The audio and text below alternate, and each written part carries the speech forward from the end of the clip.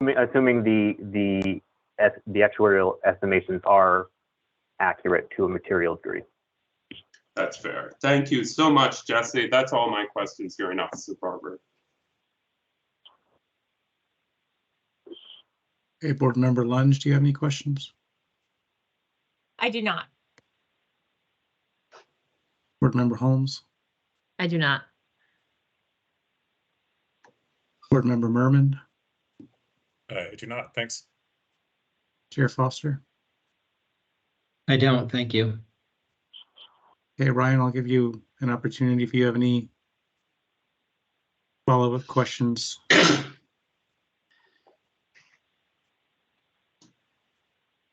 No, nothing further from me. Thank you. Great. So you can be excused now. Jesse, if you could, please tune in for the rest of the hearing. It sounds like MVP may have some questions after Jackie Lee testifies. Sounds good. Thanks. Thank you.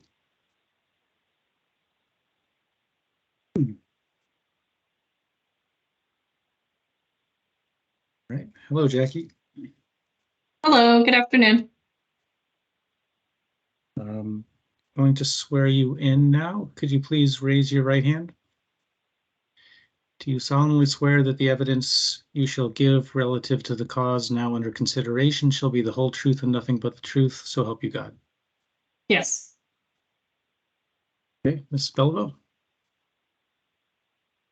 Hi, Jackie. Can you please say your name for the record? Yes, Jacqueline Lee. And where do you work? I work at Lewis and Ellis. And what's your position at Lewis and Ellis? I'm a vice president and principal at L&E. Can you please turn to Exhibit 24 of the binder? Yes, I'm there. Great. And do you recognize Exhibit 24? Yes. Can you briefly describe what this document is and the information contained in it? Yes, this is my pre-filed testimony dated July 11th. It outlines some questions and my responses for background. Can you talk about the process of how you came to prepare this? Yes, for the rate filing itself. Yes. Thank you. So the general L&E process is we get the filings through SURF from the carriers, and we have an internal team. This year it is Allison Young, who is an ASA with L&E, and Tracy Hughes, who is an FSA with L&E. We all take turns reviewing all of the documents, and then we submit questions to the carrier through SURF and get responses in that same way. And from there, we use all of that information to determine our recommendations and findings, and then we present them in a report that everybody's been referencing today in Exhibit 21. Thanks. And the information in your pre-filed testimony is accurate and correct to the best of your knowledge? Yes. Is there any information in the document that you'd like to change or clarify at this time? No, there's not. And do you wish to adopt this pre-filed testimony as part of your testimony today? Yes, please. And you spoke about your general process in preparing your report, and can you briefly explain your role in preparation of the report? Yes, I review all the filings in Vermont, so I would say I'm a peer reviewer. So I work closely with both the MVP team that I've outlined and the Blue Cross Blue Shield of Vermont team, which is Kevin Ruggeberg and Jason Doherty. I work with all of those people to make sure there's consistency among how we're performing our reviews, ensuring that we are treating each carrier fairly and ensuring that we are hitting on any key issues that we need to drive on, just as an extra set of eyes. But also having worked in Vermont since the inception of our contract in 2014, we've seen a lot of filings and know the primary issues that are coming up. Great. And you mentioned that you submit your recommendations to the board with your day 60 report. Is that right? Yes, the day 60 report is how we communicate the review that we do, all of the components of the rate, as well as any recommendations that we may have. And this year you submitted 2 reports? Yes, we now have an individual report and a small group report. Okay. The report for the 2024 individual rate filing is Exhibit 21, and the report for the 2024 small group rate filing is Exhibit 22. And can you turn to those exhibits? Yes, Both I'm of there. them. Both of them simultaneously. I'm on Exhibit 21 currently. Except we will point out where there are differences, but there's a lot of overlap. Do you have any changes you wish to make to either report at this time? I do not.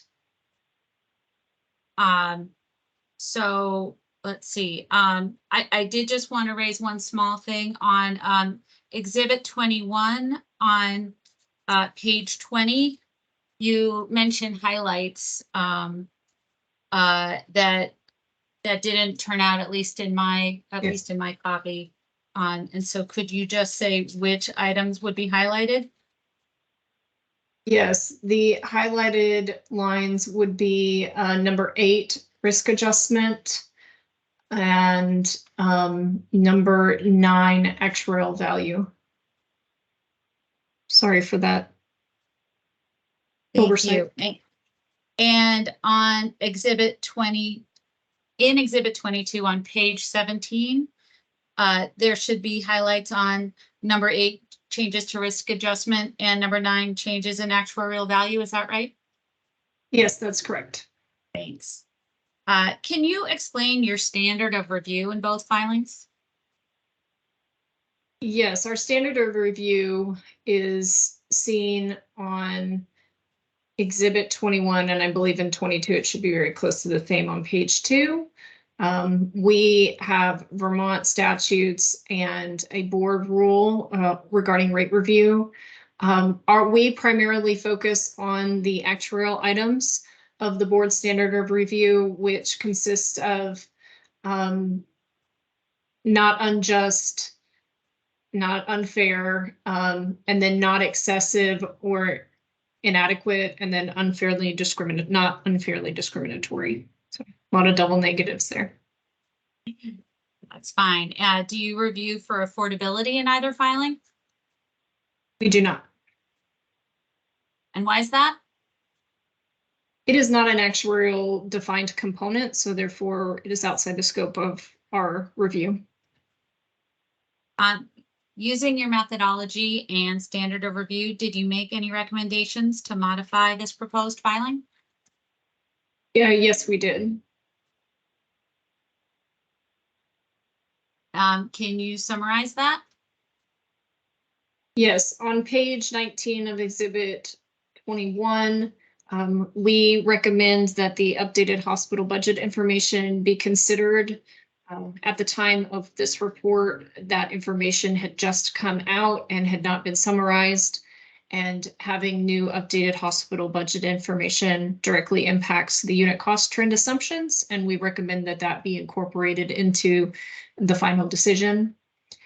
We also recommended a change for new information that came in after the filings were submitted by the carriers. CMS produces a report on risk adjustment that comes out around June 30th of every year. So that came out, and we recommend that that information be used as the starting point for the carrier's assumptions.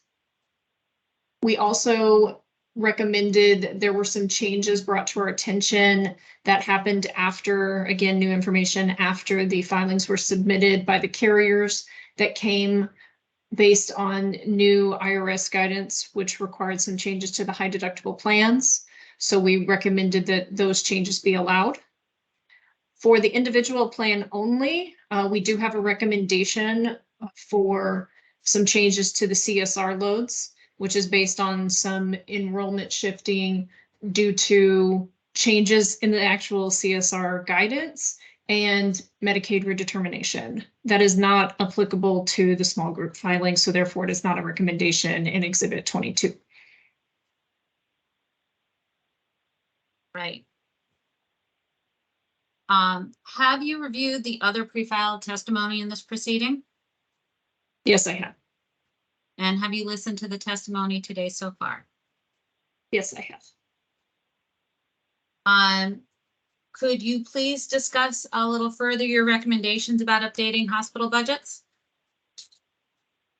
Yes, since there is new information that has come out, we suggest that this be incorporated.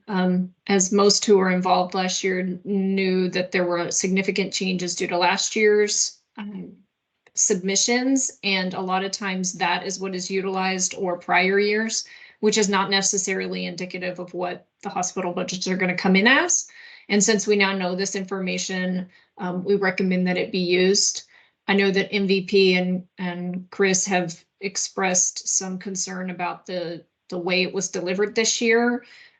So we would certainly be open to ensuring that we're able to properly communicate whatever recommendation the board has that's in alignment with what ultimately gets ordered. I will say, in general, I think that what MVP has proposed is in the ballpark of reasonable.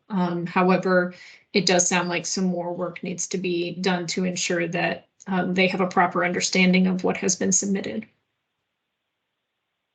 And outside of that, do you wish to amend or add to Eleni's recommendation about updated hospital budget information? I do not. And this recommendation applies equally to individual and small group filings, is that right? Yes, the impact is not equal. I think that was the term used. The impact is not equal, but the recommendation and methodology is equal for both. Thank you. And can you please discuss your recommendation concerning updated risk adjustment transfers? Yes, as I already stated, CMS produces a report at the end of June that outlines what the 2022 calendar year risk adjustment transfers are going to be for each of the carriers. At submission, they did not know this information. They only knew information about themselves and not the market as a whole. So they had to make assumptions. Now those assumptions are known. So we recommended that they use that new information in both of the filings. And having reviewed the pre-filed testimony and listened to the testimony today so far, do you wish to amend or add to Eleni's recommendations about risk adjustment transfers? No, I would note that we had quantified this for the individual filing. That was a decrease in rates of approximately 1.3%. As part of the procedure in Vermont, we request that the carrier take our recommendations and quantify them using their pricing models. MVP, I think it is, I thought I had this handy, but the carrier calculation on Exhibit 45 indicates that it's a 1.2% decrease. So I don't wish to modify our memo or recommendation, but we would lean on MVP's calculation of that number.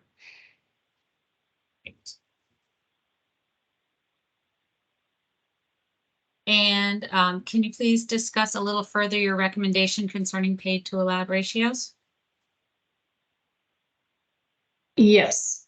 For the paid to allowed ratios, this is an impact when there are changes in plan designs. Before after the filings were submitted, the IRS had issued guidance about high deductible plans and plan designs for the high deductible plans, or ADHPs.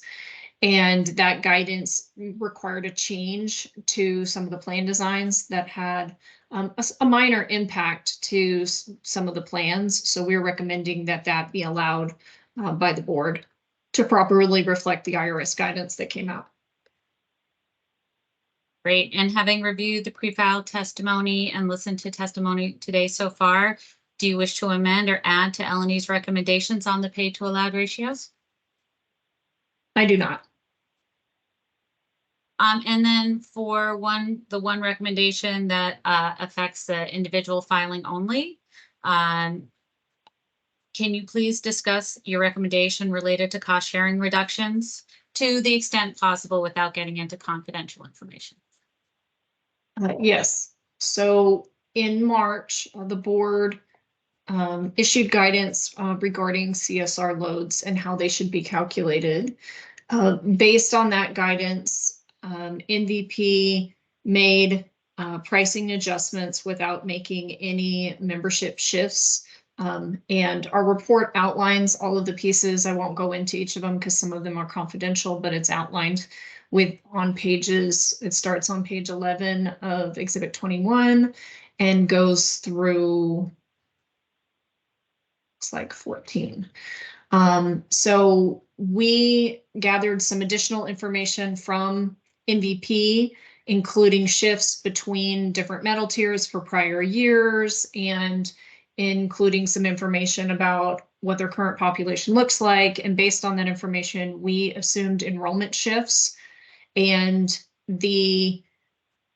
as I think has been discussed in a little bit of detail, there's a little bit of a circular nature to it because when people are incentivized or they use their decision-making to make different decisions when they are presented with a premium, and as that premium changes, they may modify those decisions. And so as was quantified by MVP, some of the rates went up and some of them went down, and so different decisions are made. So therefore we had some movement. We felt that based on the historical changes that they were appropriate. We've also cited some other instances where this has happened. There's been additional guidance and there has been membership shifting. So we believed that that warranted a change here. And then that change resulted in the best way we could determine it was we put forth what the CSR load should be and allowed MVP to kind of take it the rest of the way with any potential morbidity shifts and how that would impact other metal tiers.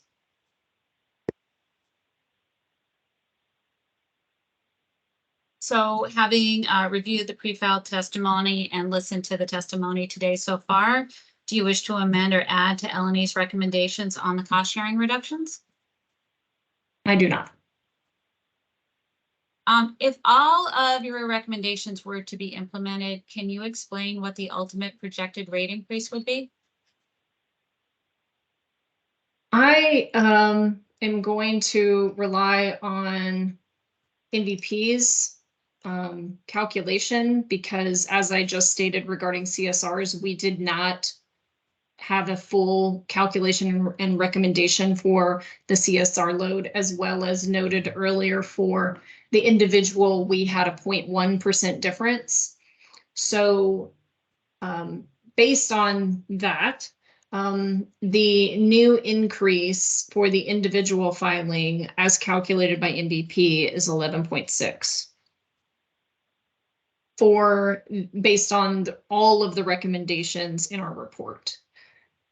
For the small group filing, the new rate increase is 11.8%.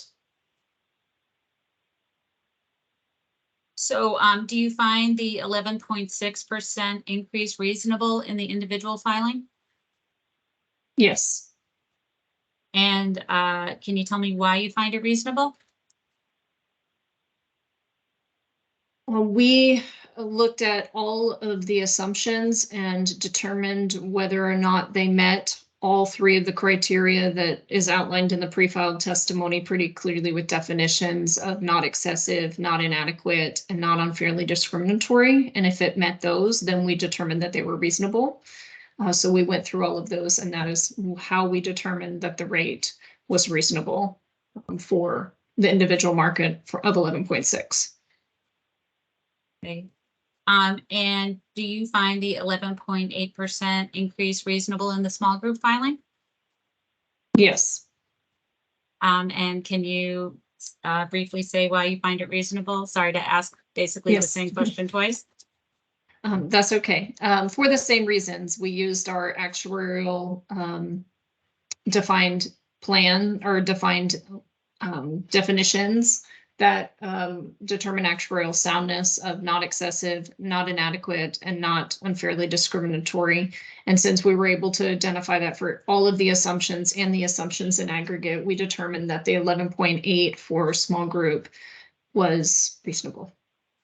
Thank you. So after reading the carrier's pre-filed testimony and all of the materials that have been submitted so far in the filing, and then listening to today's testimony, is there anything you wish to add or change to the 4 recommendations for the individual filing and the 3 recommendations for the small group filing that we have covered so far?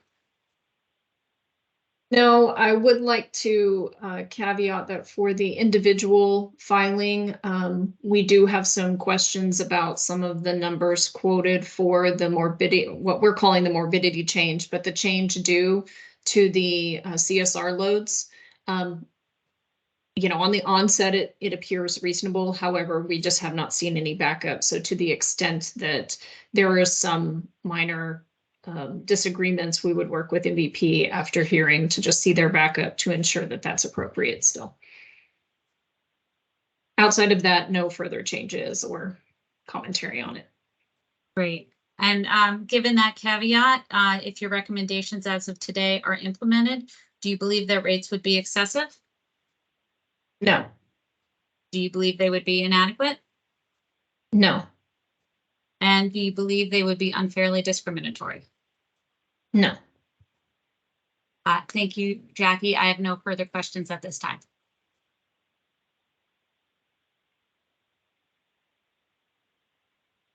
Any questions from MVP?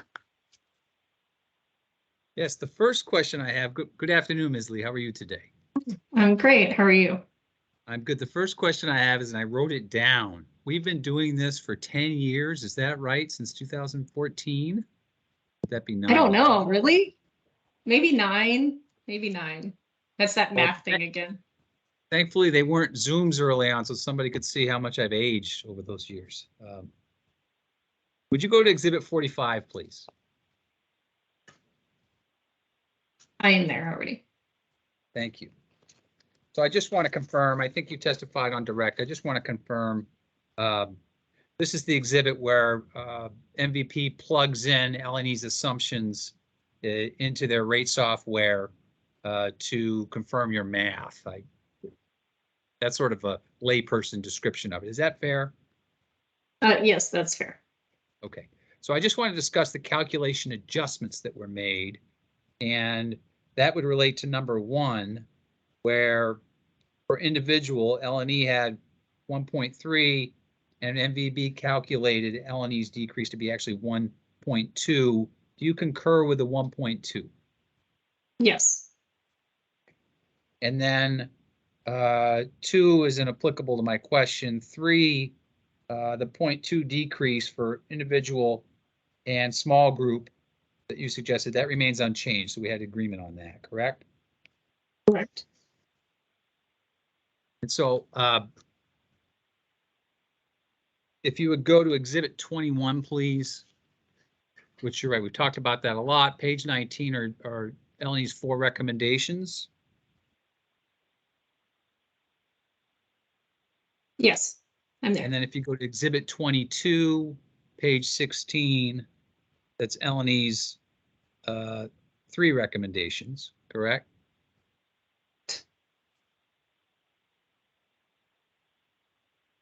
Correct. Sorry. Oh, that's okay. And so that small group, the reason there's 3 and not 4 is because the CSR load issue is just an individual filing issue, correct? That's correct. So with the exception of the CSR loads issue, which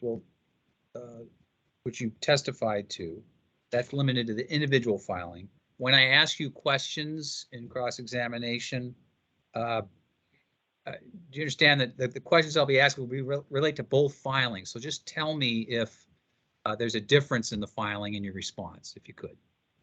Okay. Thank you. All right, go to Exhibit 21, please. Page 19, no, excuse me. Page 18. Exhibit 21, page 18.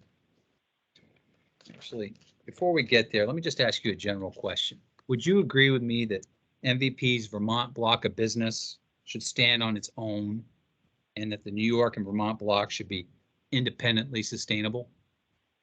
Yes, I do. Thank you. So in your actual memo, under that, there's a table in the middle, and then there's the third paragraph. Would you read the first sentence, please? It is slightly concerning that MVP has experienced an overall negative profit in the last few years, and there was a significant decrease in the RBC in 2021. And then it's the fourth sentence that starts L&E notes. Can you read that sentence, please? Yes. Eleni notes that it is not sustainable to have long-term negative profits, and therefore a higher CTR could be justified. And what do you mean by not sustainable? Not sustainable means that it cannot continue indefinitely or something will need to change. Would you agree with me in your actuarial opinion that regional not-for-profit plans like MVP need to remain profitable in order to serve the communities we live in?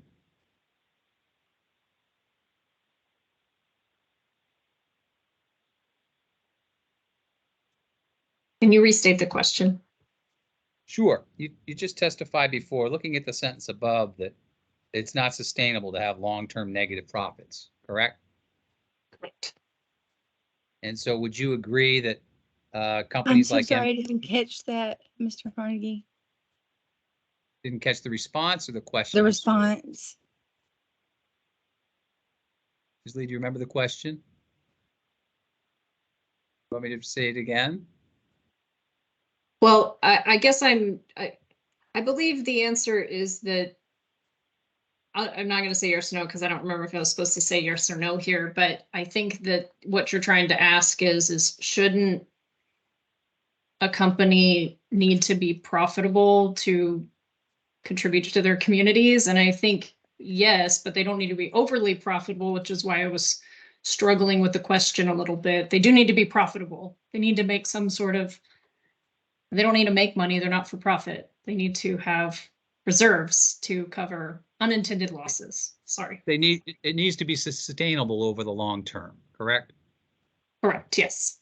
Thank you. And that's all the more important with only 2 health insurance carriers on the exchange in Vermont to serve the Vermont community. Wouldn't you agree? Yes, that's correct. Would you go to Exhibit 46, please?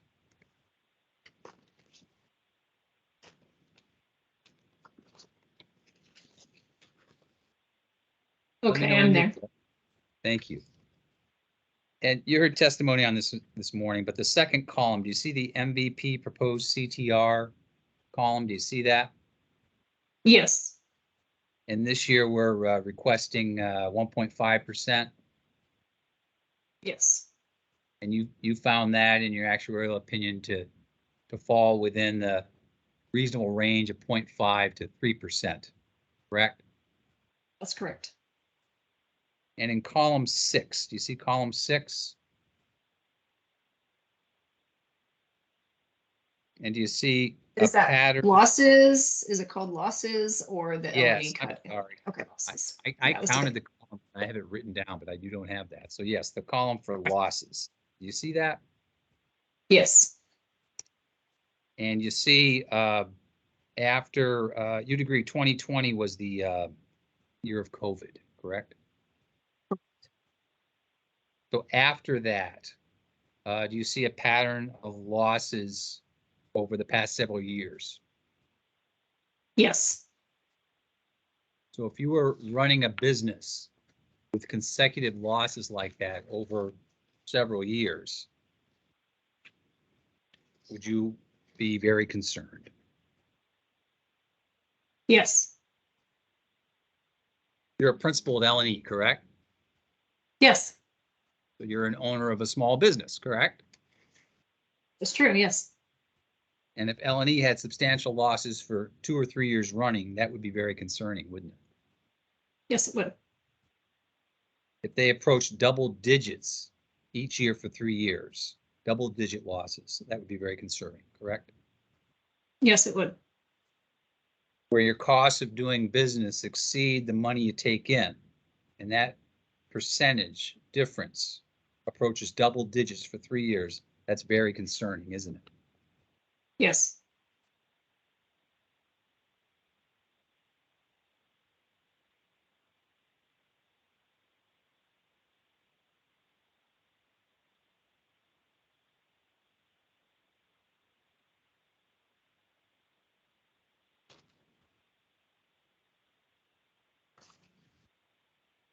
Would you go to, actually, I guess we're still on it, Exhibit 46. And go to, look at columns 3 and 4, please. 3 and 4. That's the, I can tell you which ones. The overall cuts proposed by L&E and then additional overall cuts by the board. Do you see that? Yes. Would you agree with me that if the board cuts beyond your recommendations this year in 2024 filing recommendations, that increases the risk that 2024 will result in losses for the 4th year straight? It depends on the magnitude of the cut. Thank you. Go to Exhibit 21, please.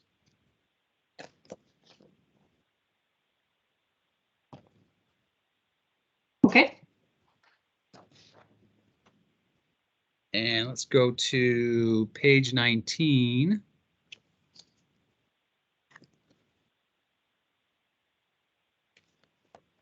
And the first bullet relates to the hospital budgets, correct?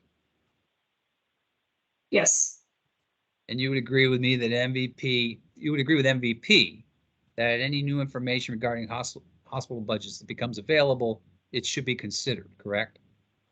Yes. And the closer to the actual approved budget, the better, correct? Correct. Would you please go to page 8 of the exhibit?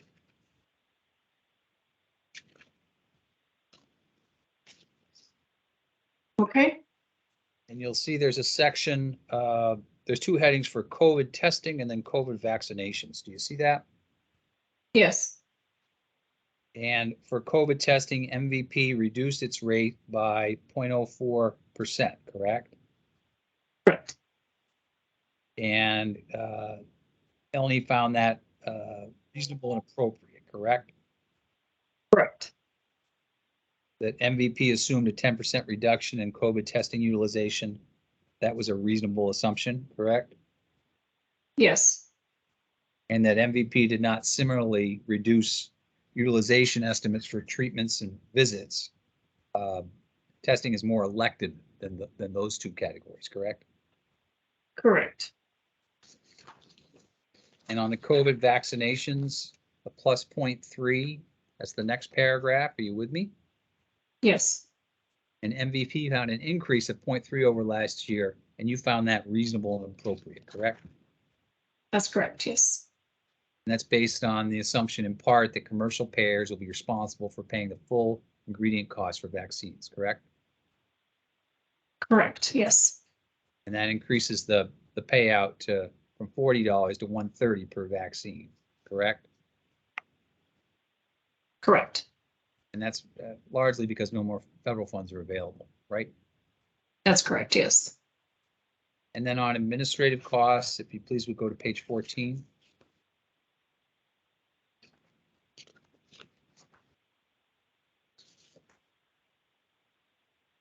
Okay.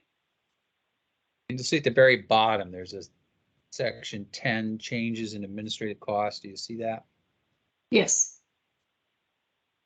And you referenced there in the second sentence, the overall rate impact is a decrease of 0.6%. yes, See that's that? correct. And then you go a couple of pages later to page 16 to the end of this section. And would you read the last sentence, please? LNE considers the assumed 2024 administrative cost to be reasonable and appropriate. So in page 15, we talk some about MVP's expenses, and then in, excuse me, on 15, and then into 16, you talk about some carrier nationwide data. Would you explain that work that you did on the nationwide data and what you looked at MVP, please? Sure. CMS publishes a public use file, otherwise known as a PUF, each year with all of the data from the URT, which is the federal template that all carriers are required to file with their individual and small group rate filings. We took that PUF, which outlines what the, all of the assumptions are included on there, but we looked into the administrative costs. We looked at it as a percent of premium as well as a PMPM. So among all, and we just combined it for individual and small group for this purpose, and plotted where MVP was relative to all the other carriers submitting. One, I think, caveat of the PUF is that it only includes federally facilitated states information. So state-based exchanges are not included, such as Vermont, but we know Vermont from the filing. So just a note, it's not everyone in the country, but a large majority. Thank you. And then if you go to page 16, please, below the table, can you read that paragraph that starts among individual? Yes. Among individual and small group carriers nationwide, these figures are in the 10th percentile on a PMPM basis and on a second percentile as a percentage of premium. That is, MVP has atypically low administrative costs despite not being a very large health plan. It therefore appears that MVP manage and limits administrative costs better than the typical health plan nationally. So that's a pretty positive statement from LNE about MVP's management of administrative costs, wouldn't you say? Yes. All right. Still on 21. Let's go to page 17, please, on CTR. Let me know when you're there. I am there. Okay, so this happened last year, and I just want to be clear on it. I went through it with Chris, and I think that he added clarity, and last year you added clarity as well. And it's just there's some semantics and uses of words. So first, I just want to get that out of the way so we can align the numerical references that MVP makes with the numerical references of LNE. So you would agree with me, MVP seeking a 1.5% CTR, correct?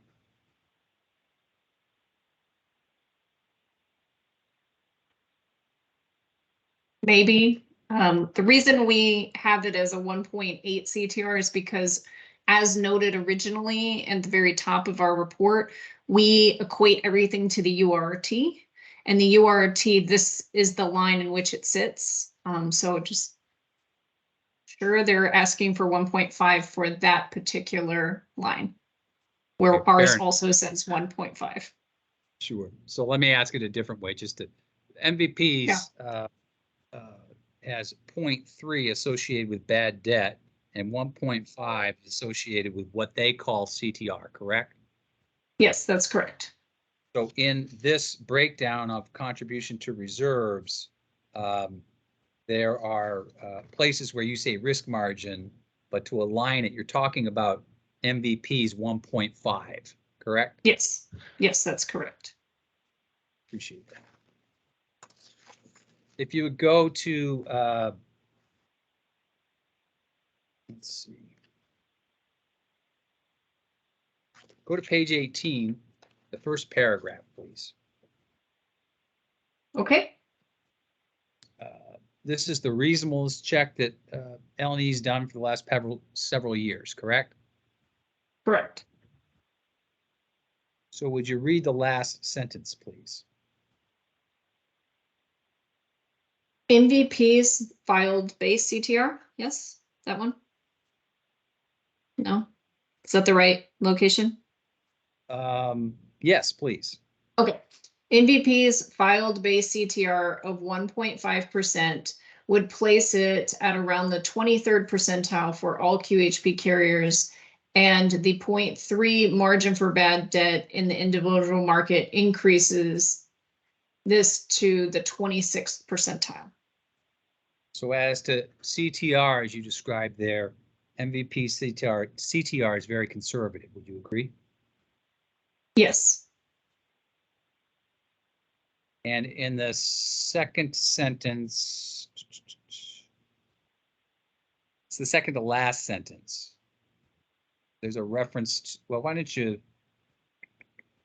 sorry, I'm trying to do this in a way that's not confusing. Yeah, the sentence that starts the mode. Would you please read Mode, that okay. sentence? Yes, the mode is between 2% and 3%, and the premium weighted average CTR for all carriers was filed as 2.8%. So compared to MVP's 1.5, again, MVP's CTR is very conservative. Would you agree? Yes, conservative meaning lower than.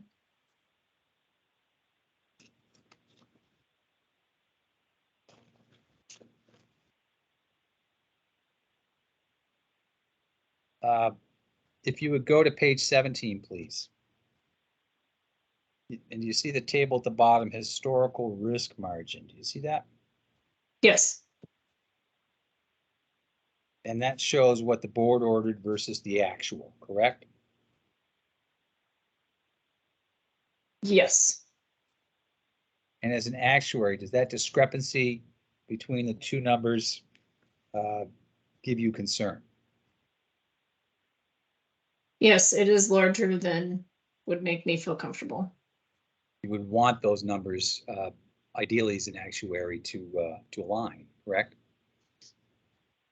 Yeah, I think alignment is a little bit too optimistic, but definitely over a period of time, be much closer. Yes. Thank you. And then if you would go to Exhibit 20, please.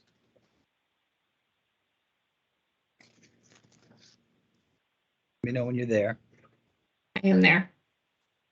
And this is L&E's response to the board's request for some information, correct?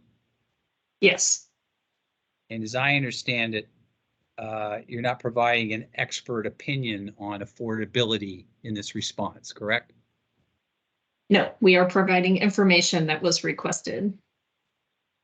You're providing some data to answer the board's factual questions, correct? Correct. And it's for the board ultimately to determine what affordability is and whether something's affordable here under the statute, right?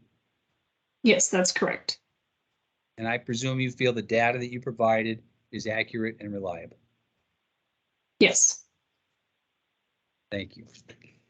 And then just a follow-up, if you go to Exhibit 49, please. I got confused, and it wasn't because of your testimony. It's me. I'm going to take the credit for this. But I was trying to understand when Laura asked you the final numbers. Wait till you're to the exhibit. Let I'm me know when. I'm on Exhibit 49. So I wrote down what the two of you discussed, that you ended up at 11.6 for individual and 11.8 for small group. And where I got lost was, does that include the CSR? Does it not? Does that include hospital budgets? Does it not? I wonder if you could look at this table and just better explain the components of what's included and not included in your 11.6 and your 11.8, please. Sure. I was quoting from Exhibit 45. where I said 11.6. So 11.6 includes CSR, but does not include updated hospital budgets. So it is in alignment with adjusted for agreed changes from L&E plus CSR for individual. And that And plus the then, C. Oh, sorry, pardon yes, me. go ahead. That plus CSR on that second row, you're adding a plus a 0.4. Is that correct for CSR to individual? Yes, which comes from Exhibit 45.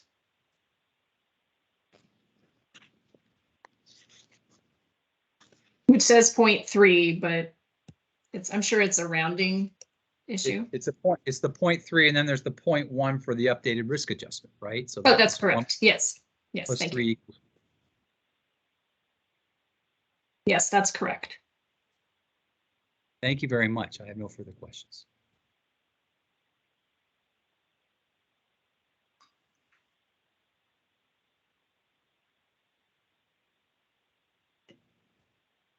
Okay, questions from the healthcare advocate? Thank you. Hi, Ms. Lee. So Hi.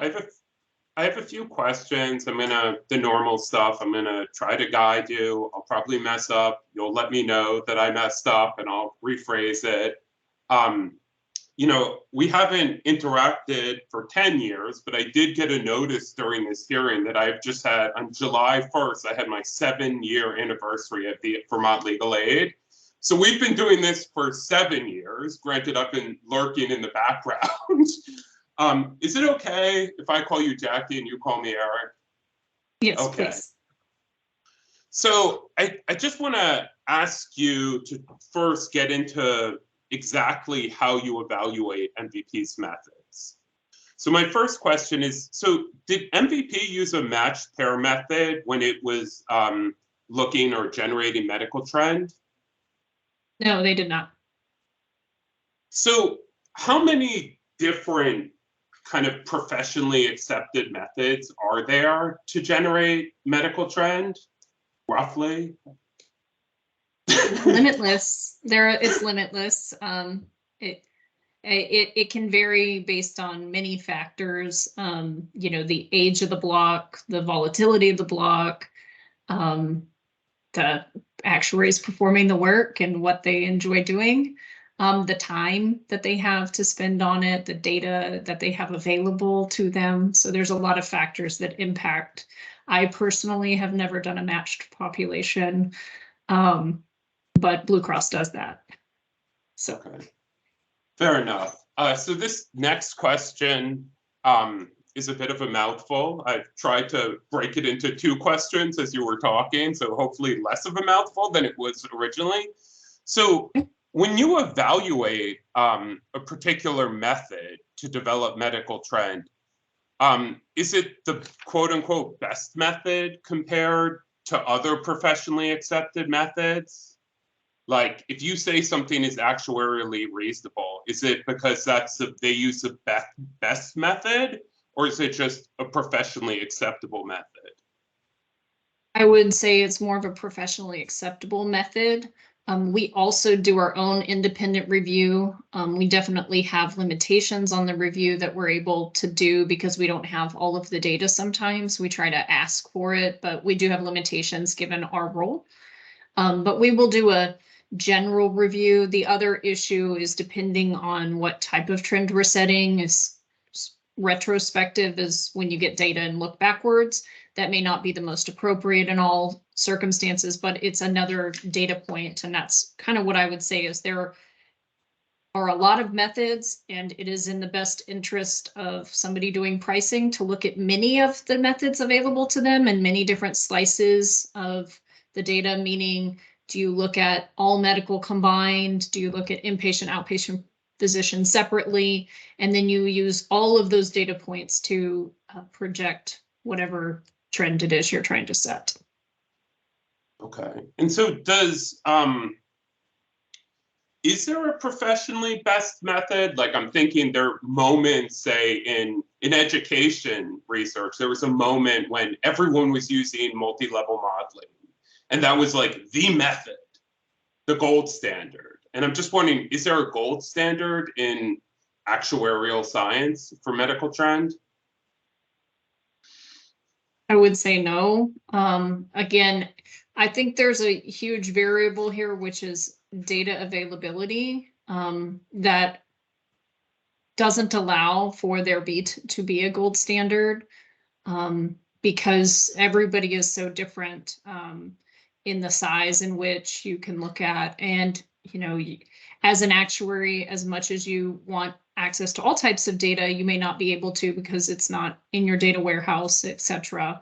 Additionally, big changes in population could hurt a trend study for that. So unfortunately, no, but you know, regression, as you look across the two filings, you have very different, you have regressions, you have this matched population, you have an L&E study that was done a long time ago.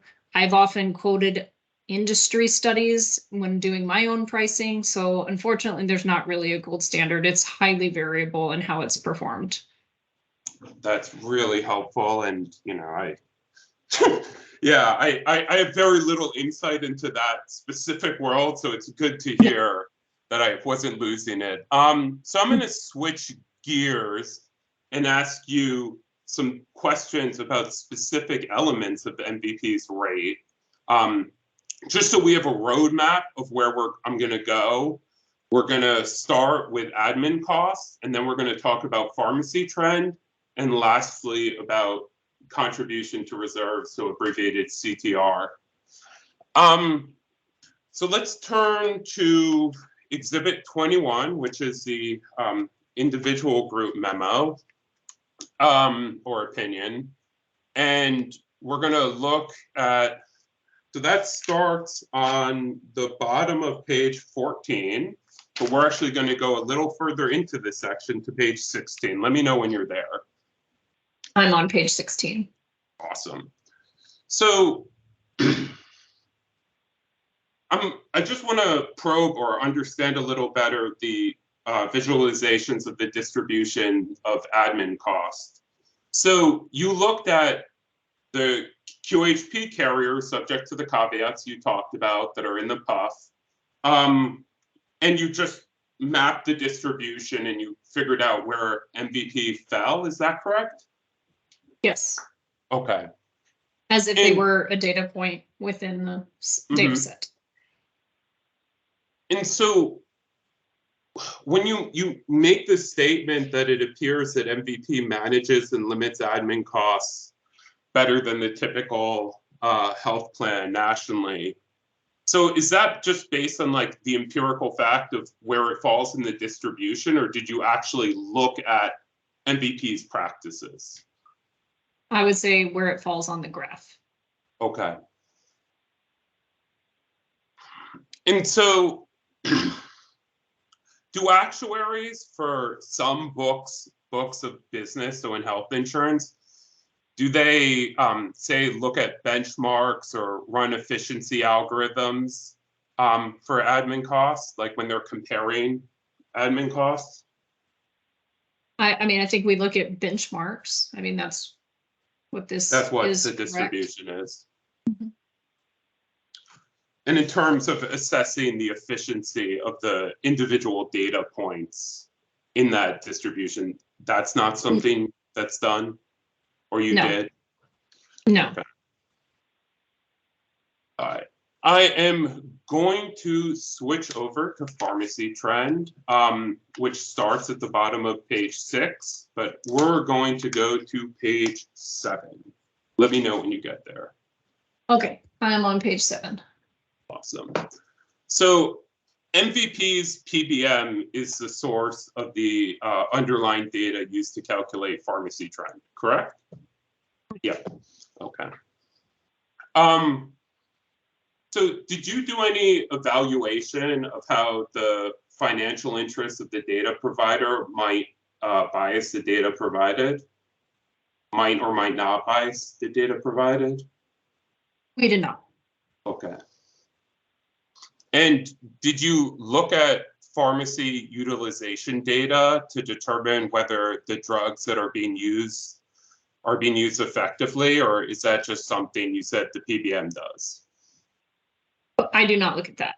Okay. I'm not sure who is responsible for that. I would like to think the PBM knows, but I'm not sure. It's outside of our review. Oh, we are cruising, Jackie. Last topic, and it's going to be about CTR. So would you turn to, so the CTR section starts on page 17. Okay, I'm there on 17. So you did some analysis and came up with a reasonable range, right? Correct. And that range is 0.5 to 3%, correct? Correct. Okay. And then if we could, let's see, turn to page 18. So would you read the last sentence of item 12? So on page 17 in item 12, that starts with additionally, LNE believes. Additionally, LNE recommends. That one? Yeah, The last sorry. sentence, okay. Yeah. Additionally, LNE recommends that any solvency analysis performed by the Department of Financial Regulation, DFR, be considered. Okay. All right, so switching gears a little when we're talking about CTR. So other than, looking at the CTR amounts in the ACA filings that are in that puff, does LNE do financial analysis of MVP's request, or is it just, again, this observation of where it falls in the distribution? I would say an observation of where it falls in the distribution. We also have, we have some commentary about the RBC. So we look at the RBC ratio over time, but we note it as we note that there's a drop from 2020 to 2021, but we don't dig into why or drivers. It's just something to be noted because we feel that that is the DFR's role to dive into those particular drivers and not ours, which is why we reference DFR. Okay, so I think based on that answer, I know the answer to the next few questions, but I'm going to ask anyway. So you mentioned that you looked at, there are 359 carriers in that puff. Did you look at that, each one, to look at whether their CTR request was reasonable in the first place? No. Like do a financial analysis? No. No, yeah. And so that's nationally. So I'm just guessing there are a whole bunch of states and every state has different solvency requirements. And is that true? Yeah, I would say that the PUF includes the final submitted URRTs. So they did, as part of the ACA, you're required to have an effective rate review program. But as we know in Vermont, it's different here than it is in other places, and certain states are more stringent on what they look at and what they focus on, but they are reviewed to some degree of reasonableness. But as you can see that they range from a minus 24% to a plus 9. I would, given all the time in the world and somebody paying me, I would love to look into minus 24, right? Yeah. See who decided that was a good idea. But we don't know from the puff, let's say like the minus 24, like their RBC could have been 1,000. Like we just don't know. We have not. Right. Okay. RBC is not actually on the URT. The only thing that's on the URT is the CTR that they file. So you would have to pull the annual financial statements to retrieve the RBC and then match them up, and it would be a large exercise. Yeah. Okay, so we're going to switch gears again within the topic of CTR. So on page 18, do you see the table that is labeled historical RBC chart or Yes. ratio? Yeah. Okay. And so then between 2020 and 2022, it's saying that MVP's RBC dropped 60.1 percentage points, correct? Sure, if you did that math right. I'm counting on you to do the math, Jackie. I know. I pulled out a calculator earlier. Right, okay, And good. so you called that drop of 60.1 percentage points slightly concerning, right? Slightly concerning, yes. Okay, so I want to understand a little bit more what L&E means by slightly concerning. And so heads up, again, I'm gonna, I suppose, be asking you some questions that require you to do some arithmetic in your head, but it will be simple arithmetic, I think. Okay. So let's add 37 points to 369.3, which was MVP's RBC in 2022, and that's 406.3, correct? It is. Okay. And then if we take the difference between MVP's 2020 RBC, which is 429.4, minus that 406.3, that comes to a decline of 23.1, correct? Yes. Would a drop of 23.1% be less concerning to MVP? I mean, to L&E, I'm sorry. I would say it depends on what the starting number is. If it's the 429 down 23, Yeah. It'd be something to look at. I don't know that we would have been so powerful to say, a significant decrease. I would just say we would have called it a decrease. Because fluctuation in RBC is normal.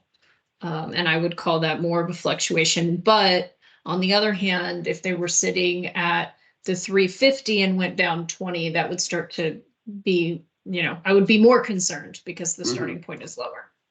That makes sense. So just because I want to try to put something in real dollar terms, let's try to do that with that 37 points. So would you turn to Exhibit 25 on page 47?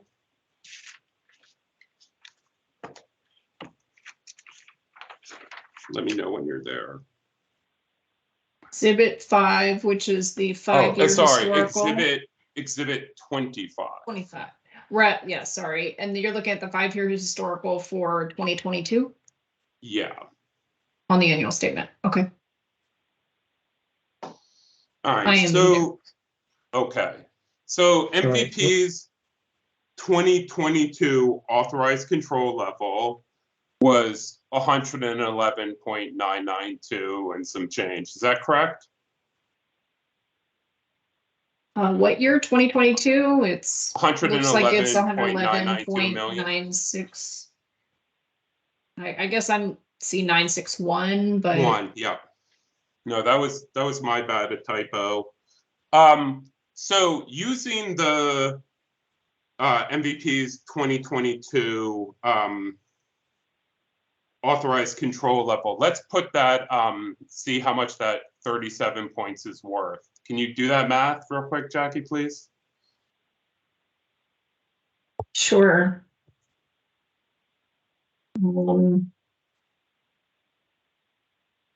I mean, are we assuming that the total capital didn't change?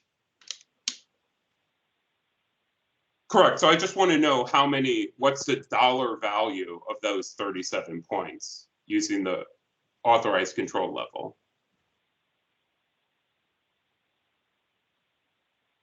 Okay. So minus 37. I'm using my phone if that's okay. More efficient than So- an abacus. Yeah, okay. Okay, so you want it to go from like the 369 up to the 406? Because No, that no, was no, the original math we did. So you did, we were talking about, and we were saying it's a decline of 37 RBC points. And I'm Okay. trying to put in dollar values how much that 37 RBC points is worth. Okay.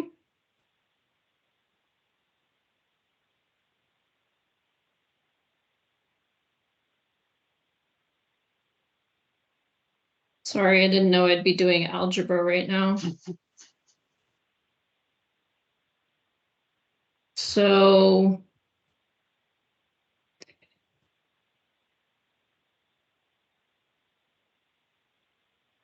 $10 million. Hold on, let me just do the final step. 12.5 million. Ish. Is that what you came up with? So it would just be 37 million divided by 111 million point 961, right? Sure.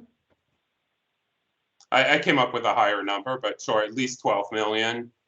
Okay, Okay. that's all my questions for you, Sorry. Jackie. Thanks, no problem.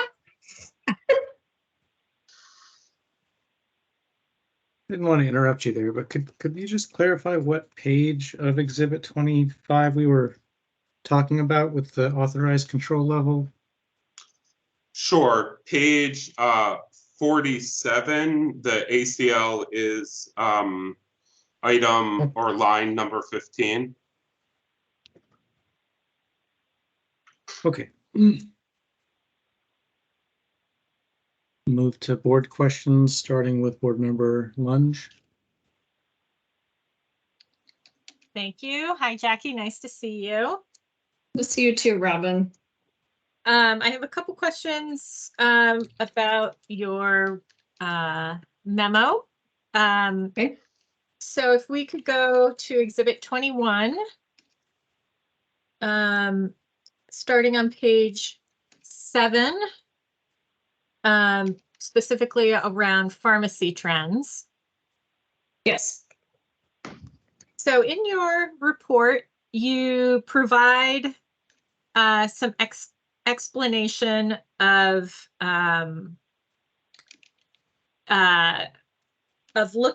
so in your report, you have some historical allowed trends on page 7. Is that right?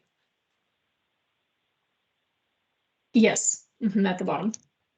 And your suggestion is that 2020 and 2022 were outlier years, and that those outlier years should be mitigated against in any analysis of trend. Is that an accurate reflection of your report? Yes. And so in your report, you also give some 4 and 5 year averages, excluding those years, which include trend levels of 8.1 and 7.1. Is that right? Yes, excluding 2020 and 2022. Correct. Yes. So when looking at a pharmacy trend, as you talked about with Mr. Scholdice, there can be different ways to come up with a reasonable trend level. Is that right? Yes, that's correct. Great. Thank you. I also had a question in Exhibit 22 on page 12. So on page 12, in your discussion of administrative costs, you indicate that in looking at admin in 2022, and I'm going to read this to you, please confirm whether I'm reading it correctly. MVP began managing and billing payment processing functions. Is that right? According to them, yes, that's right. Yeah. And do you understand that they began billing and payment processing functions for the small group in 2022? And if you don't know, that's fine to say you don't know. I don't know. Yeah, I don't. That's Okay. I'd be right. Thank you. Thank you. I think that is all my questions for you, Jackie. Thank you. All right. Thanks, Robin. Board Member Holmes? Hi, Jackie. How are you? Good. Hi, Jess. Fancy meeting you here. Yeah. My question for you, I have just a couple of quick questions.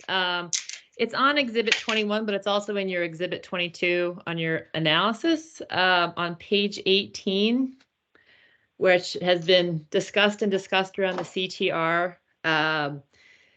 The analysis where you reference the filed CTR rates for the 359 carriers on the individual and Yes. small group market. Yeah. So the analysis you did was on the filed rates. And I'm wondering if you also did an analysis or if an analysis is available on the approved CTR rates, presuming that they would be lower than the filed rates in states that would downward adjust those CTRs.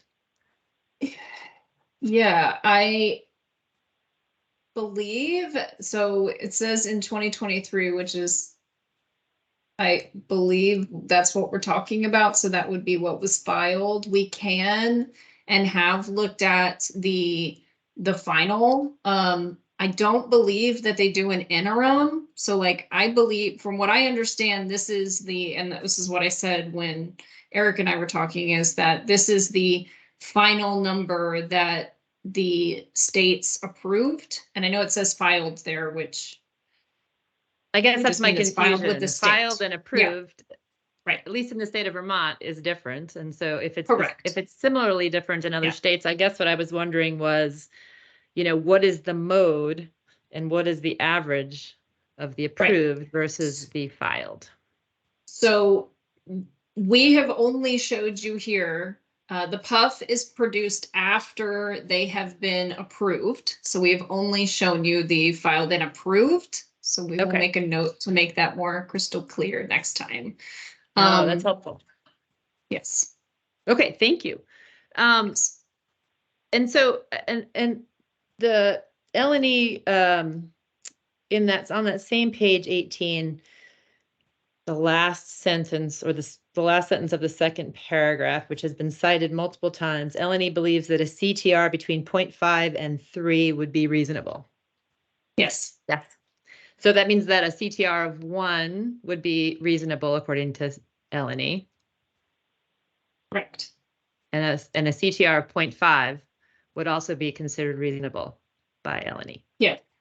Okay. Yes. My last question, I actually have 2 more questions. MVP estimated a 10% reduction in COVID testing costs once that cost sharing, was instituted. And I'm just wondering, given the pandemic has subsided a bit and there's a plethora of these over-the-counter tests, is there any evidence to support a higher reduction than 10% in that COVID testing line that would also be considered actuarially reasonable? 10% to me seemed low. So I'm just wondering, is there any evidence out there that would support a higher reduction in that cost line once the cost sharing is instituted, and given the fact that we have all of these over-the-counter tests that, at least in my anecdotal world, people are using, not going and getting PCR lab tests anymore? Yeah, I would say that I'm not sure how much of an actual basis there is for the 10 either. So I think that if MVP had proposed 20 or 5%, either one, I think we would have come to a similar agreement with them that it's reasonable, because there really isn't a lot of data to support that assumption, and just more anecdotal, which you have referenced. Okay, thank you. And if it turns out, I don't know if you heard my earlier line of questioning around the vaccines, but if it turns out that the Vermont vaccine programs will include COVID vaccines in 2024, would you recommend removing the increase associated with the increased ingredient costs for vaccines from the filing. Yes, I agree. If the vaccination program is covering it, then it should be removed from here. Otherwise, it'd be double counted and charged twice. Okay, thank you. Those are my questions. Yes.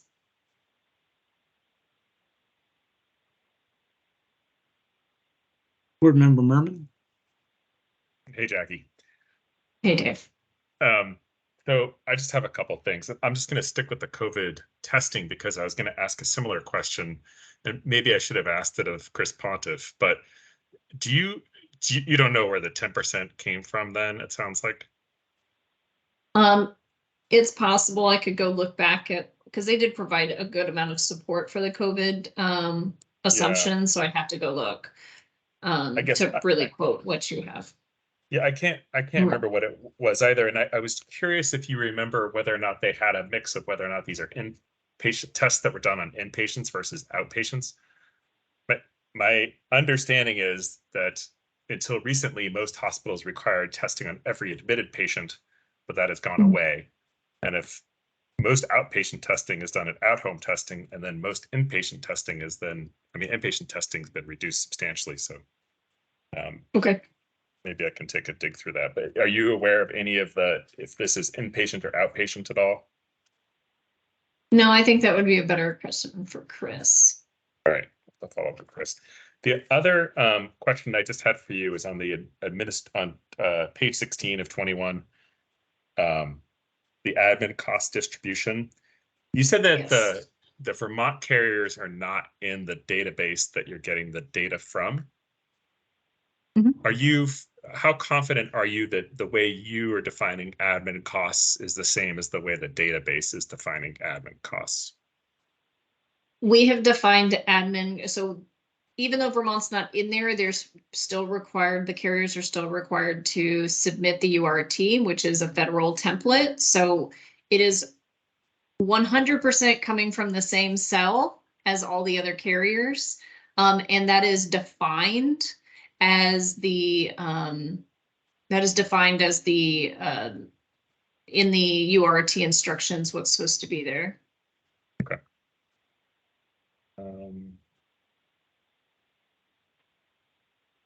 And I guess one thing to note too, we don't, as kind of just touched on, we have the filed and approved amounts for 2023. We have put or kind of graphed where MVP's 2024 figure would be. So there is also a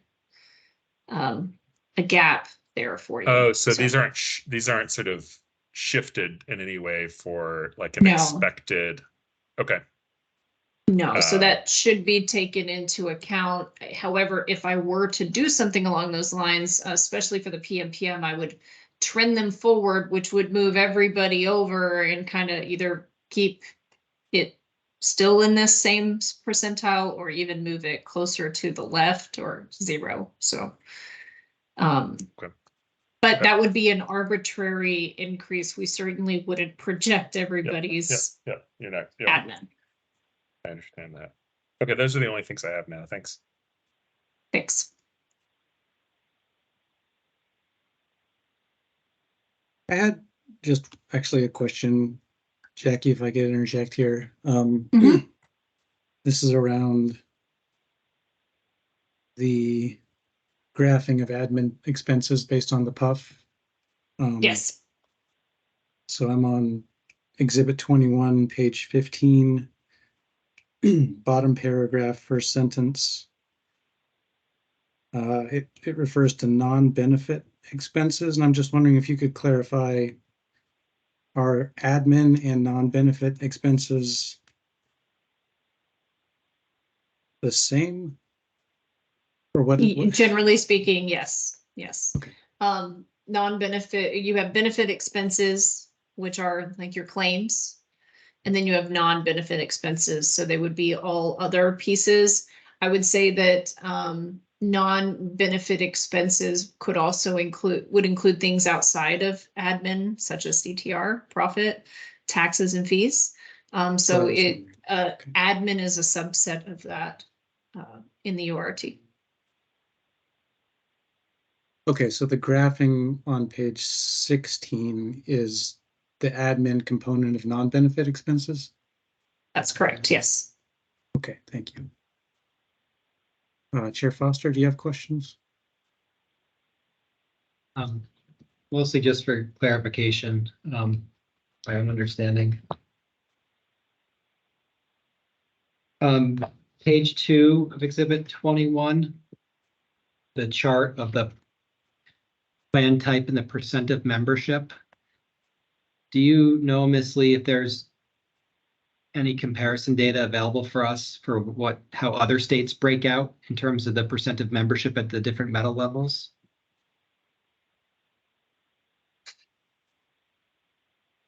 There are some states that produce this information. I believe that this is, I think you can possibly get it at the metal tier by state, but you can't. So we have a breakout of silver loaded versus reflective. That is harder to get at, is who buys the CSR plan, if you will, who's on exchange. That one's more difficult. I do believe that some states, for instance, I do some work in Nevada. They produce something similar to this that you can look at. But across the board, like from KFF, if you will, you can get it's usually 2 years dated because, again, the URT Puff is the best source. So right now, 2023 projected enrollment is out there, which is not reliable. But you have 2021 actuals, and you would have that by metal tier, but you wouldn't have it by CSR plan. So you'd have silver, but not 73, 87, 94. Might be one of the first similarities I've heard between Nevada and Vermont. They have a really rigorous rate review program. Number 2 for you. You got 2 things, right? Yeah. On page 5 of 21, under medical unit cost trend. Yes. It says MVP computed its allowed trend as a weighted average of 2023 medical claim unit cost trends for various types of care settings. What is a unit cost trend? Just want to make sure I understand exactly what that means. That is the cost for a service. So trend is comprised of how much it costs and how many times you're using it. So if an MRI goes from $100, which is probably too low, to $120, that's a 20% unit cost increase. Okay. But how many times people use it would be your utilization. Okay. And both of those are factored in to come up with the medical cost trend here. The medical trend. You can say cost, but I don't want to confuse you. Okay. So medical trend is unit cost and utilization. So that's the 2 components we have on top of each other. The combination of those is your medical trend. And sometimes we'll say medical cost trend, but hopefully we take all that out because that's confusing. Okay. And then in the little box, you have the overall unit cost medical trend of 4.6 includes 5.1% for GMCB regulated hospitals, and then 3.8 for others. And I might just be misconceptualizing all of this, but the hospitals have requested 10, 12, 15%, whatever the rates are. What's the delta between those rates and this number? Like, what are the other things that are making up the difference between those 2 numbers? So when the hospitals have requested 12, 13%, as you just said, we're talking about bullet point number 1 only. And this is for all service categories, inpatient, outpatient, physician, and other. So physicians are not getting those similar increases, so that would be part of it, and it'd be a weighted average of all of those, plus a weighted average of all of the facilities. So if UVM is one of your biggest, so it'd have a pretty high utilization there, but it's also, so when you're looking at this, it would be how much are people utilizing, let me stop, how much are MVP beneficiaries using the particular facilities and the particular services? Right. Okay. So an increase at UVM would be more would significantly sway these numbers because of the volume of people that would be going there. Yes, yes. I don't have it memorized and it is in the confidential material, but how much it is, but yeah, however many people and dollars are spent with UVM, if that's much higher, then their rate change would be higher. Then going down to the second bullet in that same section, it says approximately 37% of medical services utilized are administered by providers not subject to the GMCB hospital budget review. Medical services utilized, is this based on, what is that based on? Is it based on cost or like dollar value or yeah? Dollar value. Yes. So the dollar value for MVP customers, 63% of it is spent at Vermont hospitals. Correct, yes. And then just exhibit 20.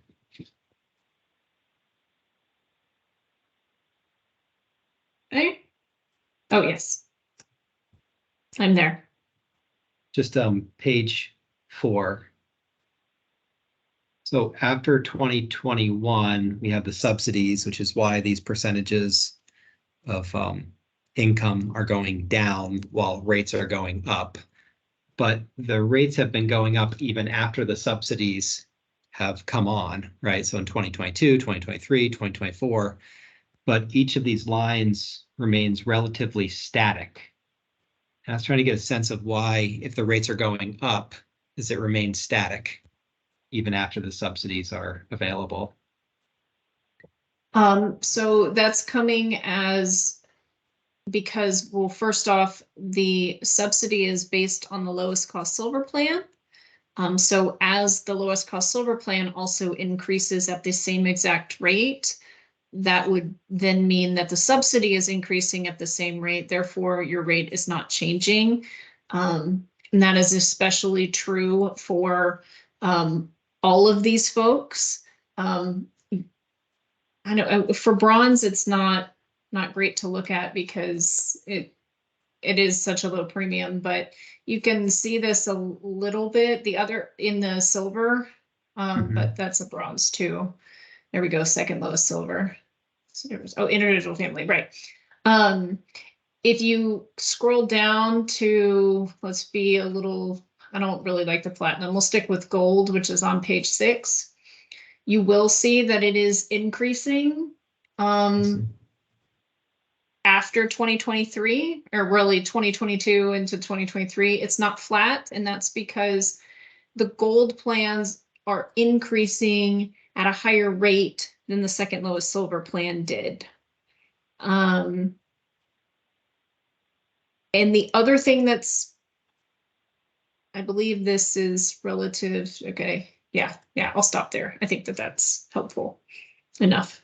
But yes, that's why there is an increase here, but back on silver and bronze, because subsidy dollars can cover both of those, that's why it's flat. Okay, thank you. That's helpful.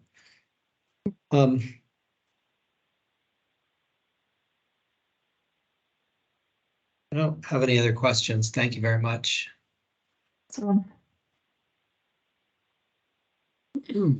Ms. Beliveau, any redirect?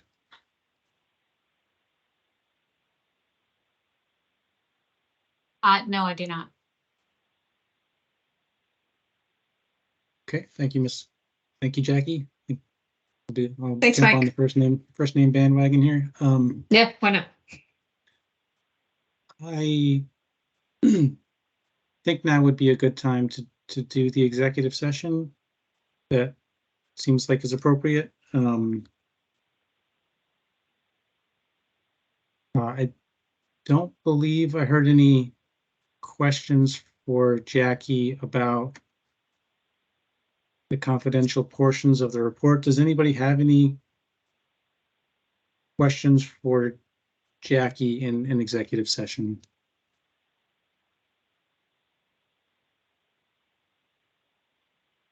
No, so it sounds I like it'll don't just think be, so.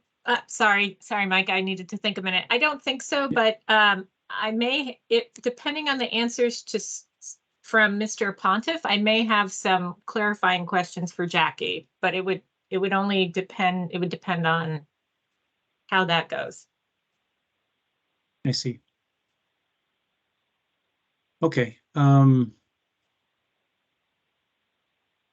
And I believe all the questions for Mr. Pontiff were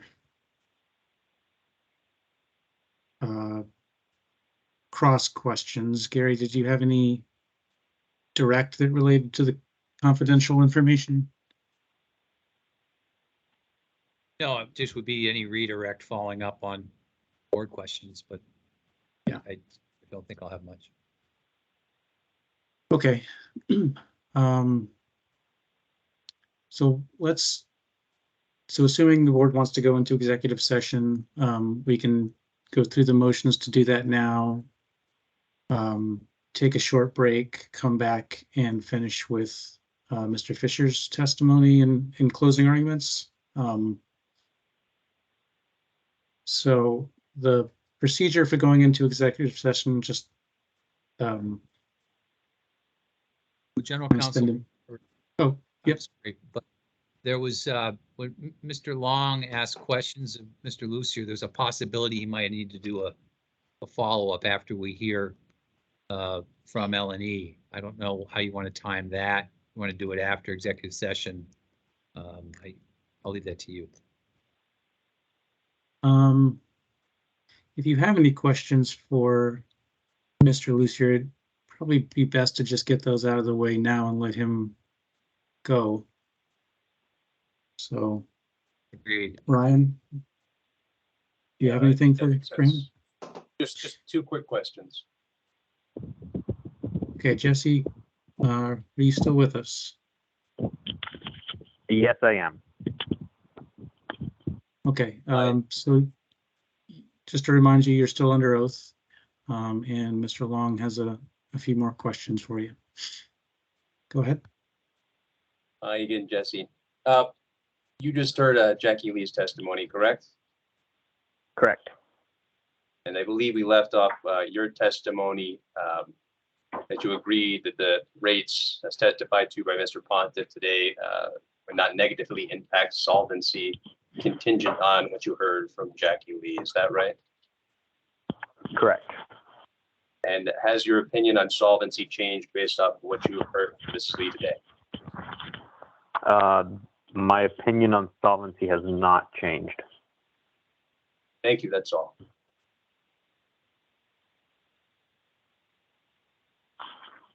Eric, any additional questions on that? No questions from us. Any questions from the board members on that? Okay, thank you, Jesse, for being with us today. Yep, thanks. All right, so just want to talk a little bit about the procedure for going into an executive session. We do it so infrequently that it feels like it's new every time. So a motion to go into executive session has to indicate the nature of the business of the executive session. The open meeting law says that the board can go into executive session to consider records that are exempt from disclosure under the Public Records Act, provided that discussion of the exempt record shall not itself permit an extension of the executive session to the general subject to which the record pertains. And then we also have our rate review statute, which is similar but broader. So our rate review statute says that notwithstanding the open meeting law, the board may examine and discuss confidential information outside a public hearing or meeting. So all of the material in the binders that has been marked as confidential has already been reviewed and determined to be exempt from public review, public inspection, disclosure under the Public Records Act. So you can go into executive session to question witnesses about that material. And really, you need to go into executive session to discuss that material since we have a duty under the rules to protect that. And then under the rate review statute, you can also examine confidential information generally outside of a open hearing or meeting, so including an executive session. So if you have questions that call for confidential information, a number of those have already been kind of identified, I think. Typical subjects are provider contract negotiations, pricing information, things that we typically treat as trade secret information. You can ask those kinds of questions in an executive session as well. There was one line of inquiry that fell outside the typical contract negotiations and pricing, which I kind of want to hear a little bit more about from Mr. Pontiff in the executive session, but it seemed to be around like primary care, questioning around primary care, and I'm not totally sure that is appropriate for an executive session, but we can have that discussion there.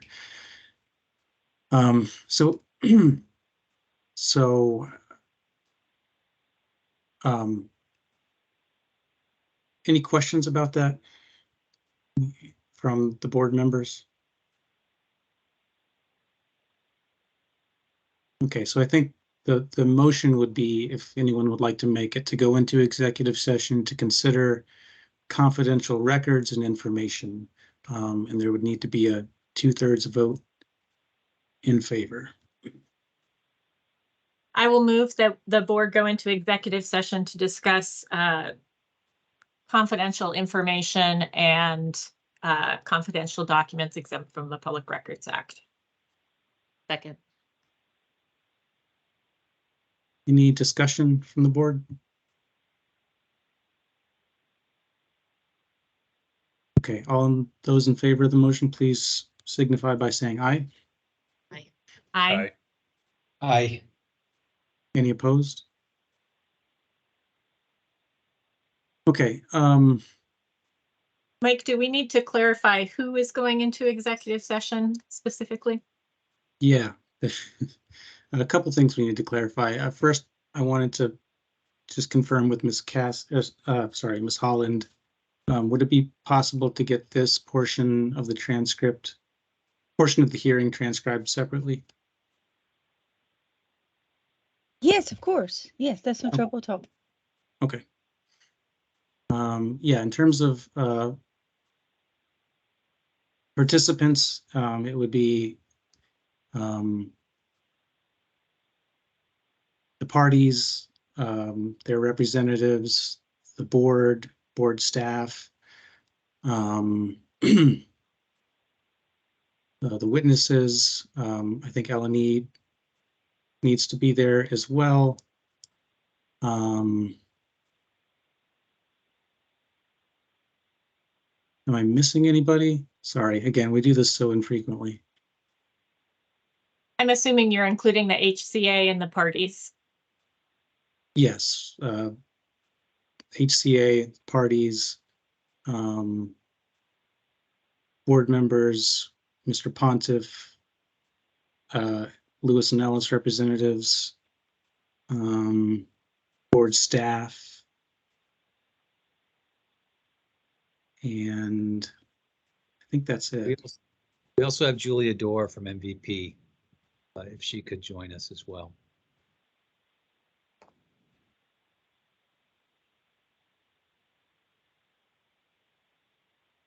Yep. Okay. I want to say this shouldn't take longer than. It'd be good to give a time frame for folks who maybe are on the line but can't join the executive session. So, you know, thinking try to be out by 4 o'clock, but we can adjust that as we go. No. I don't think that's likely. Okay. 4:15 then. Would it be possible to get a 10-minute break before we switch over to? Cassidy's shaking, nodding her head, so. Yes. Could we why don't maybe keep it to 5 minutes? Because I think we're trying to adjourn by Yep. 5. Is that right? I'm fine with me. Okay, so I think we're ready. Why don't we take a 5-minute break and then we'll all call into the executive session line at 30:46. Can I ask one question just so I don't screw this up? Do we leave this on our screen and then go into the executive session screen as well, or do we just close this out and go into executive session? I would close this out, go into executive session. We will have people on this line to, put up a notice that we expect to return to this hearing at this time. But it's best not to have that open in case things don't get muted and. Fair enough. Thank you. And can my backup recorder be included as well? It ends in 9727. Yes. Where do we get the link for the new session? You should have received a invite for it already. Let me just make sure you're on the list.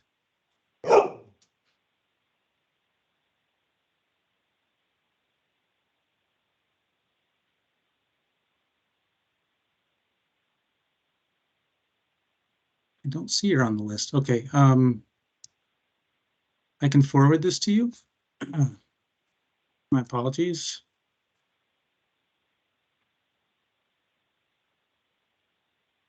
No, I can't forward that to you. Kristen or Kara's on the line, and Mike, you weren't able to forward it from this is Susan speaking, from your email? Let me try. Or Tara might be able to do it easier. I'm not able to forward it, no. Okay. Look. Get it to.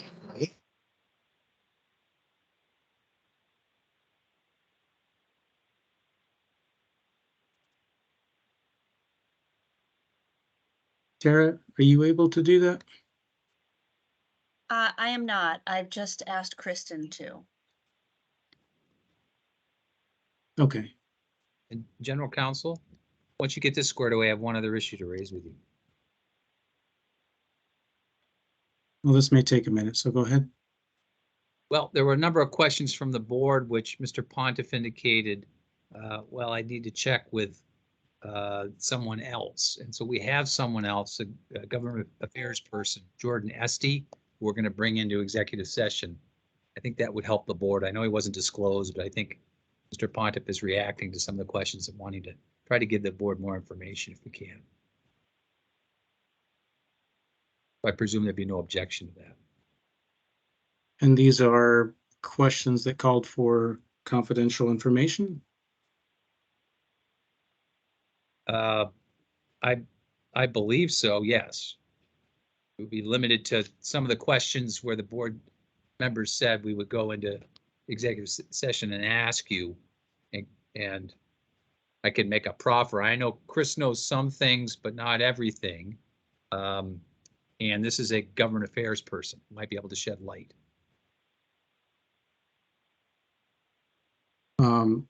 Eric or Charlie, any objection from the HCA to that? I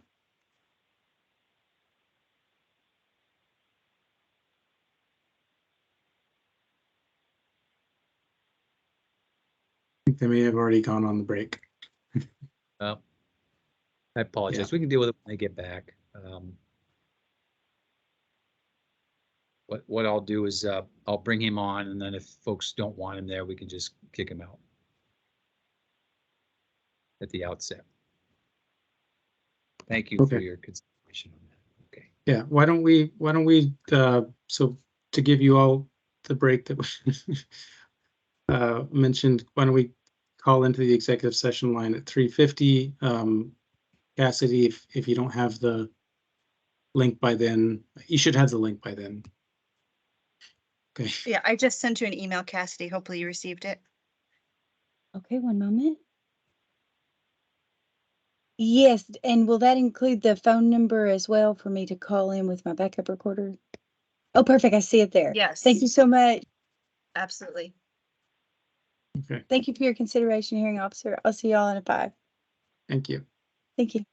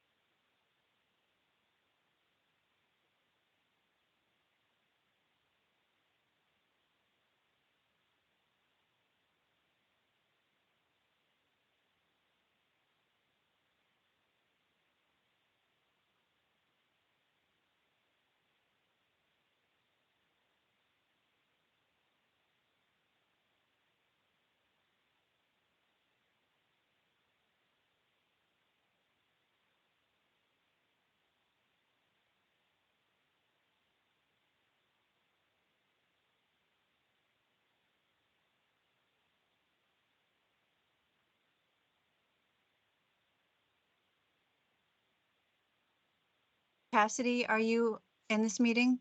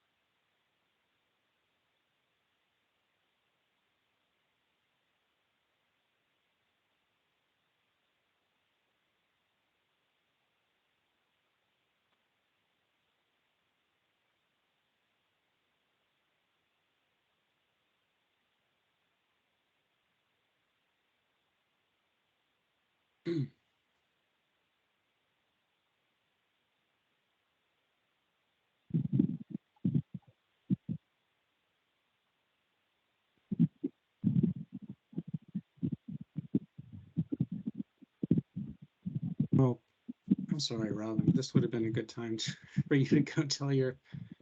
Oh, they're not your here people. yet. So actually, what I would suggest, if this works for the parties, is that when I need to direct some folks who arrive at my house to start working on some flood-related damage, that I'll go off camera. You continue, and I will go back and review the transcript and the recording for any portion that I miss. If that's okay with the parties, that way people can continue and finish up. And I will not miss anything because we have the lovely technology that allows me to review it at a later date.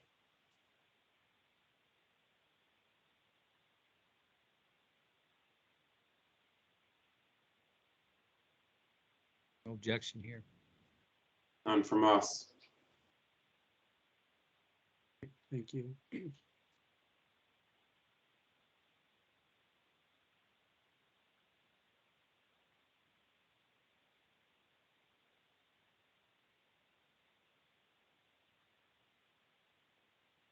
I don't see Cassidy on the line yet. Cassidy, are you with us?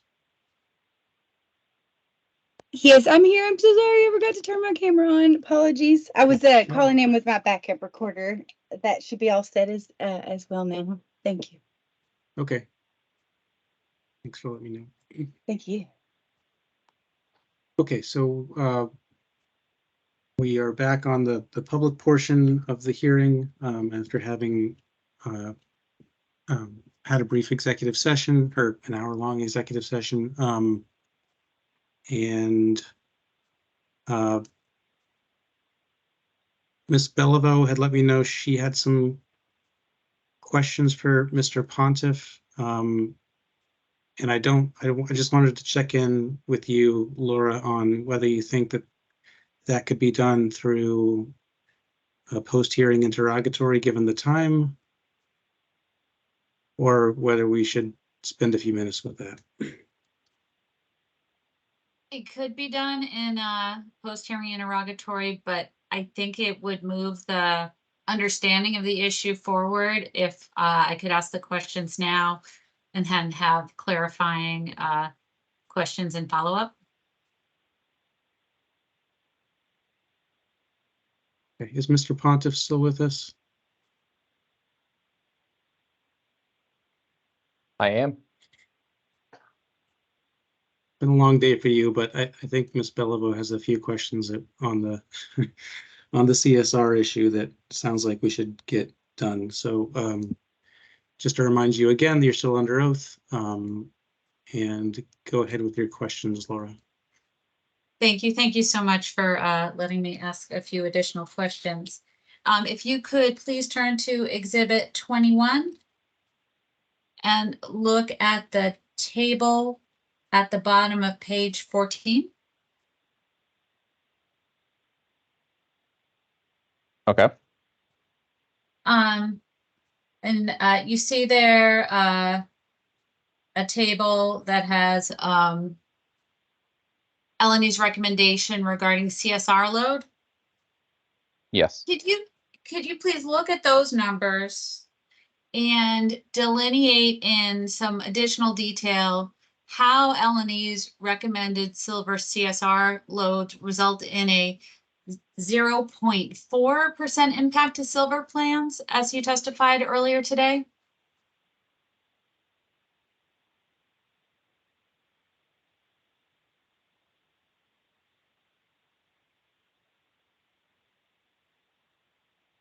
I may have misspoke.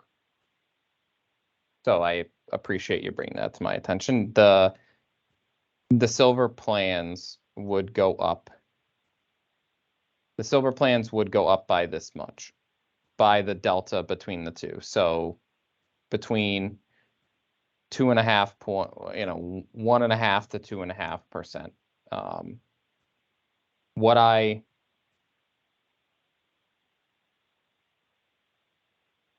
Yes, that's correct. What I stated earlier or misstated earlier was the 0.4%. I believe before MVP made the offsetting impact to the market morbidity, it was a 0.4% impact. Now it is a 0.3% impact. So the offsetting amount hit on the rest of the plans decreased the overall rate by 0.1%. So it doesn't translate to 0.4 on just the silver. All right, thank you. And just to confirm what you're saying, that you misspoke earlier, did you make any new assumptions regarding morbidity or other values besides the silver load in your calculations? Yes, we took L&E's recommended silver loads and we implemented them, but then we also, following the guidance L&E laid out in their memorandum, we reduced the index rate for the fact that, as L&E points out here, which MVP doesn't agree with, or doesn't generally agree with, but is doing the full process in the way that I believe L&E intended. The new CSR members will perform better than their AVs. So we made a slight decrease to the index rate for that, which is the result, is that resulting 0.1% decrease. So it is essentially, it is a morbidity increase to the market. It does raise the overall PMPMs, but it is a market decrease relative to the silver member. So if a CSR 94 member enters the market, the assumption is that they will perform a little bit better than a 94 AV plan, as L&E suggested in their memorandum. All right, thank you so much.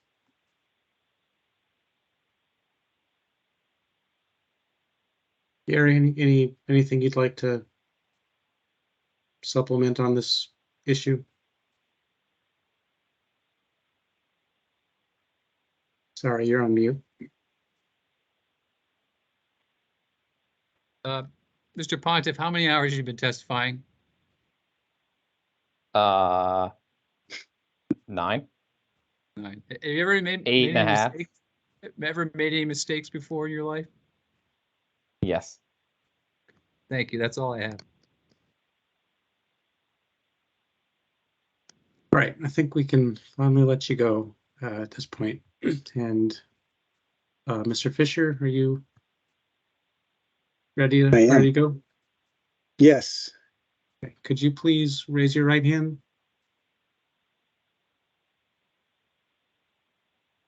Do you solemnly swear that the evidence you shall give relative to the cause now under consideration shall be the whole truth and nothing but the truth, so help you God?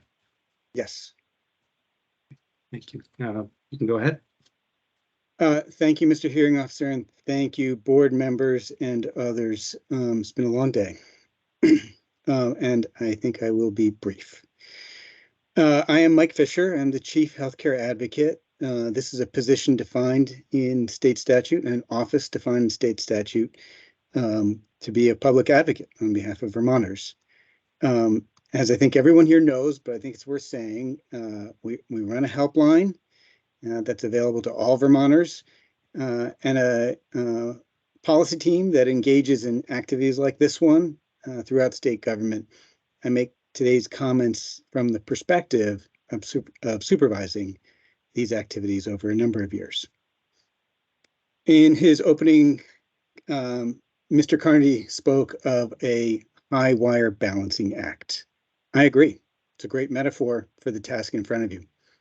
The statutes provide for what I would say in a layperson's terms, balancing the needs of the carrier and the financial challenges of Vermonters while improving access to care, or improving or maintaining access to care. Every year when I walk up to this task, I'm reminded of a concept. No one would call this effort successful if the outcome of affordable as possible resulted in a solvent company, but only a handful of Vermonters could afford the premiums. No, the Balancing Act requires a recognition of the impact of this decision on Vermonters. Affordable as possible gives the Vermonter who's forced to make an economic decision over a healthcare decision very little comfort. Brings me to, let me talk for a moment about the individual market. No dispute, the enhanced premium tax credits for 24 and 25 are real and substantial. What will happen in 26? While the people, who will the people in leadership be in the U.S. House and Senate and in the presidency when the decision is made about whether to extend this?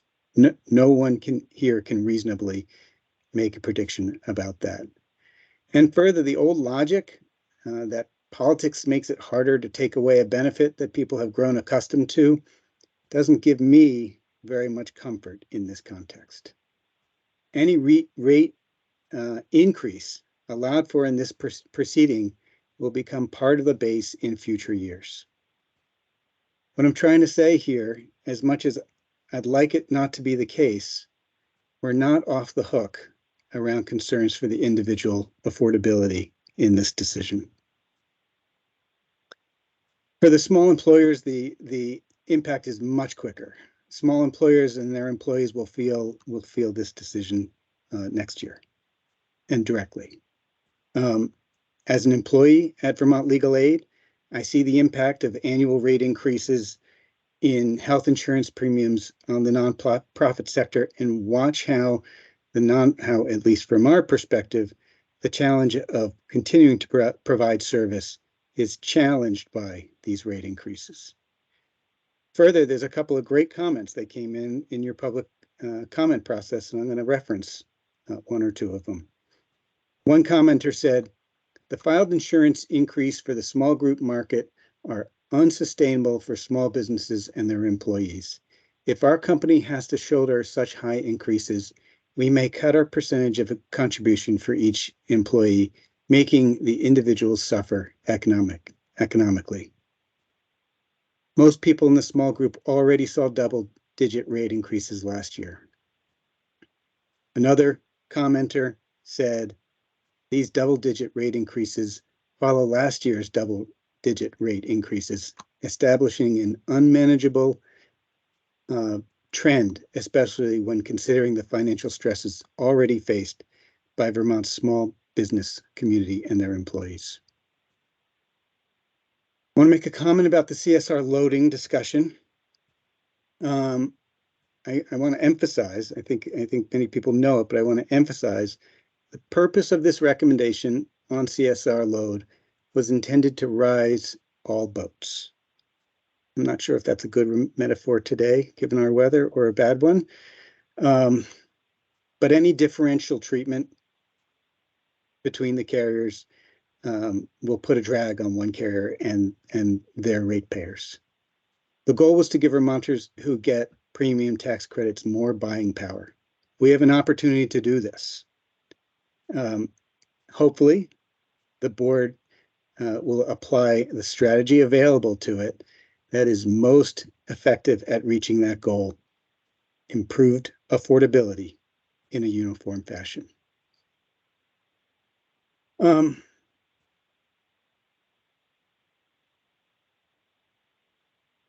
So I'll go back to a high wire balancing act suggests risk. If we misstep, who's going to fall? I would join MVP here. Of course, we don't want the carrier to fall, but obviously we don't want Vermonters to fall either. Or to leave the metaphor from our perspective, premium increases will price more people out of the ability to afford the care they need. Vermonters are counting on us to minimize this. When I look at the public comments together and combine it with what we hear from Vermonters every day at the helpline, I land at the same question that Eric Schultes asked at the beginning of the day. If all the segments of the proposed rate this year and previous years are reasonable, how can the result be so unreasonable for so many Vermonters? Thank you, Mr. Hearing Officer, and thank you, members of the board. Thank you, Mr. Fisher. Mr. Carnegie, do you have questions for Mr. Fisher? No questions. Thank you. Do any board members have questions for Mr. Fisher? Sorry, I'll just go around. Oh, Robin, do you have any questions? No. Jess? Dave? No. Chair Foster? I do have one or two. Mr. Fisher, you referenced pricing people out of the care they need. Do you have information or data or reports you can share with the board relating to that issue? It's one that's obviously we're concerned about. Mr. Chair, I would describe the data that comes to us through the helpline as more of a canary in the coal mine dynamic than a source of data that we can, create numbers from. Amongst the set of Vermonters who are having affordability challenges and know to call my office, what percentage of them know to call the HCA? And I'm afraid the answer to that's relatively small. So what I can say is that it's a regular call. It's a regular occurrence where a Vermonter calls us and says, I'm trying to figure out how to make it through this thing. Trying to figure out what plan to buy. I'm trying to figure out whether it makes sense. And after looking at the data and looking at the options, they decide they are faced, I'll put it that way, put it the way I put it earlier. The economic decision in front of them takes precedent over the healthcare decision in front of them. Yeah, it's certainly something we've seen in public comment as well.